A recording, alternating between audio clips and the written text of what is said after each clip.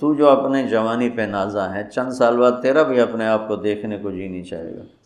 بھولو پہلوان ہمارے دور میں جب اسکول پڑھتے تھے تو وہ رستم اعظم تھا، پوری دنیا میں اس نے چیلنج کیا اور اس کو کوئی گرا نہیں سکا۔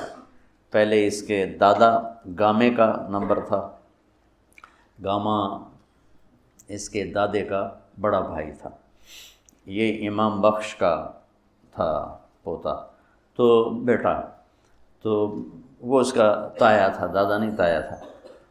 تو پہلے گامے کا نمبر تھا، پھر اس کا بھولو، رشید اس کا نام تھا۔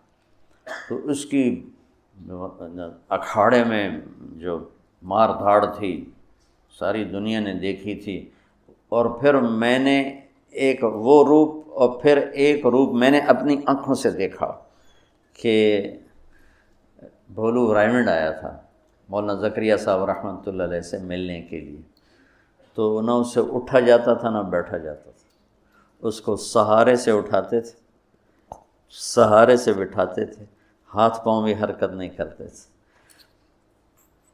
ایسے پھیلا ہوا تھا۔ تو حضرت شیخ فرمانے لگے اتنی چربی تو نے پالی ہوئی ہے جن قبر کے کیڑوں کو کھلانے کے لیے، کوئی اس کی بھی فکر کر۔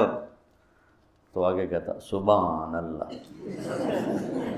سبحان اللہ، سبحان کو بھی پنجابی میں لے گیا، سبحان اللہ، میں ساتھ کھڑا ہوا تھا۔ تو یہاں سب کچھ مل جائے تو زوال ہے، چند سال گزرنے کے بعد زوال ہے۔